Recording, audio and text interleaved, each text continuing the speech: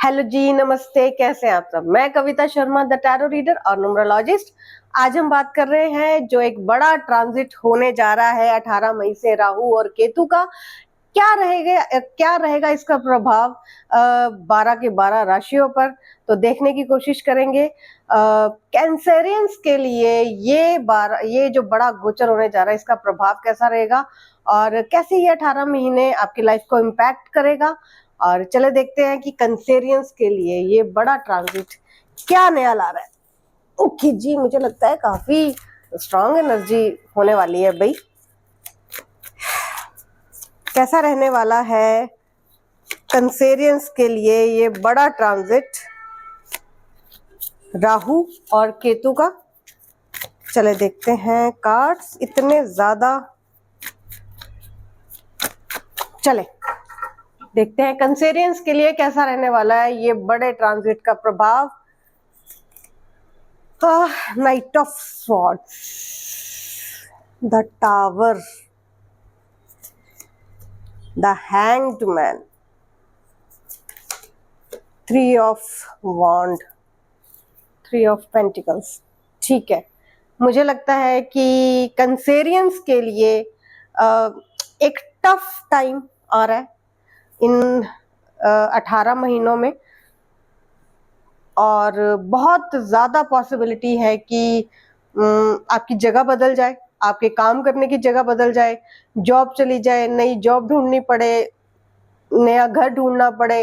बहुत सारे लोग जो पुराने हो चुके थे वो चले जाए, कोई अपना अपना प्यारा छोड़कर चला जाए।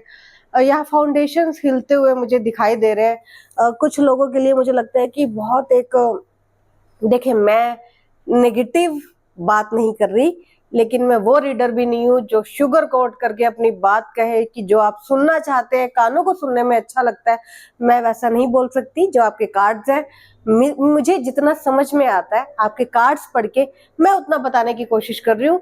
जबरदस्ती आप अपनी सिचुएशन को इस कार्ड्स के साथ, इस एनर्जीज के साथ फिट ना करें।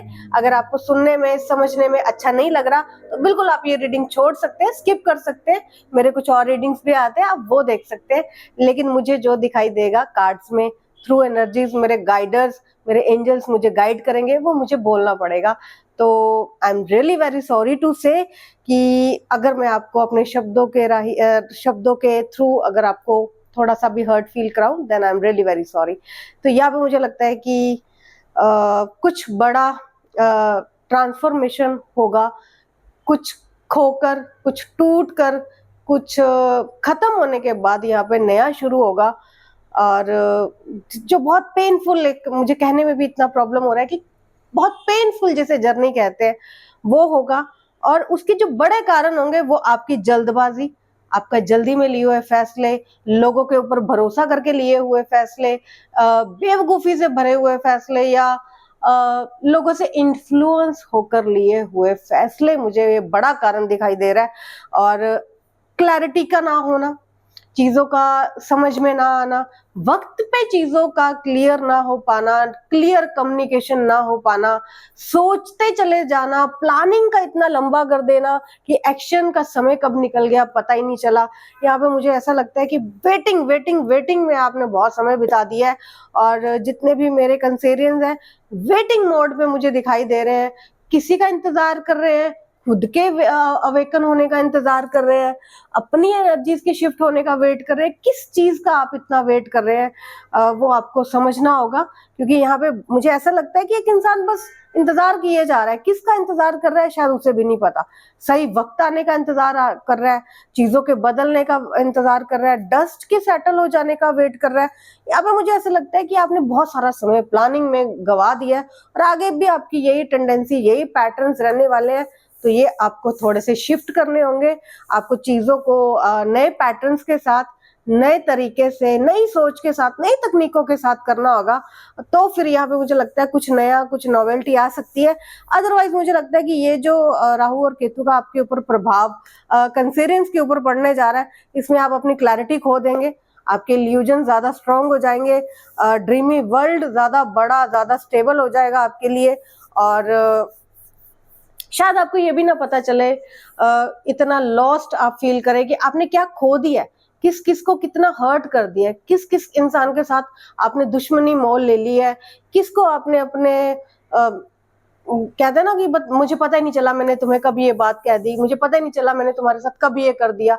ऐसी कुछ यहाँ पे मुझे सोचे दिखाई दे रही है कि आप सॉरी, आप माफी भी किस गलती के लिए मांगेंगे जब आप खुद ही अवेयर नहीं है कि आपने ये गलती कर भी दी है, आपने लोगों को नुकसान कर भी दिया, आपने उन्हें हर्ट कर भी दिया, आपने अपने दुश्मन बना भी लिए, आपको पता ही नहीं है, आप कहीं किसी और ही दुनिया में खोए हुए थे। तो यहाँ पे मुझे ऐसी एनर्जी दिखाई दे रही है कि एक इंसान इतना खो गया है, उसे पता ही नहीं है कि उसके एक्शंस कब नेगेटिव, कब इतने वियर्ड, कब इतने अनएथिकल, अनऑथेंटिक हो गए, उसे पता ही नहीं चला। तो यहाँ पे कुछ ऐसी एनर्जी है, आपको अवेकन होने की बहुत ज्यादा जरूरत पड़ने वाली है।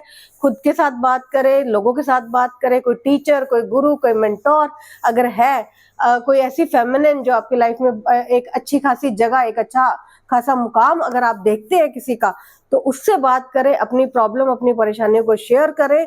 क्लैरिटी की आपको जरूरत पड़ने वाली है बहुत ज्यादा।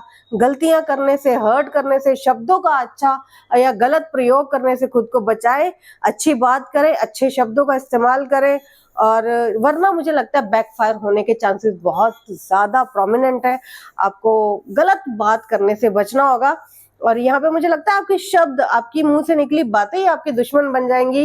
लोग आपकी बात ही पकड़ेंगे कि भाई तुमने ये बोला तो बोला कैसे, ये स्टेटमेंट दिया तो दिया कैसे, ये बयान दिए तो दिए कैसे। वो मुझे यहाँ पे बहुत ज्यादा दिखाई दे रहा है। आपको बचना होगा, वरना आप किसी बड़ी मुसीबत में मुझे फंसते हुए दिखाई दे रहे हैं। तो इन सोचों के साथ मुझे आप मेरे कंसेरियंस दिखाई दे रहे हैं। बहुत ज्यादा क्लैरिटी से, आंखें खोलकर, सोच समझकर, हालातों का जायजा लेकर अपने एक्शंस ले। जल्दबाजी में कोई फैसला ना करें, क्योंकि नाइट ऑफ स्वॉर्ड का यहाँ कार्ड आ गया है।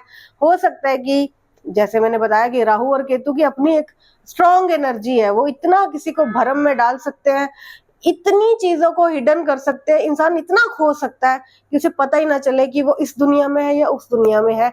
इतना किसी के चार्ट में अगर वो स्ट्रांग हो जाते हैं, तो वो फिर ये सब चीजें जो मैंने आपको बताई ये पॉसिबली हो सकती हैं। तो आई एम नॉट विशिंग कि ऐसा कुछ हो। तो आपको थोड़ा सा समझदारी से काम लेना होगा, किसी की एडवाइस लें, किसी अच्छे एक्सपीरियंस बंदे से बात करें, तो फिर मुझे लगता है ये जो आने वाला समय थोड़ा सा बदल सकता है, चीजें थोड़ी सी डिफरेंट हो सकती है, आपकी स्टोरी पूरी की पूरी चेंज हो सकती है। तो आई होप मेरी रीडिंग आपकी हेल्प करे। तो मिलते हैं नेक्स्ट रीडिंग में। All the very best.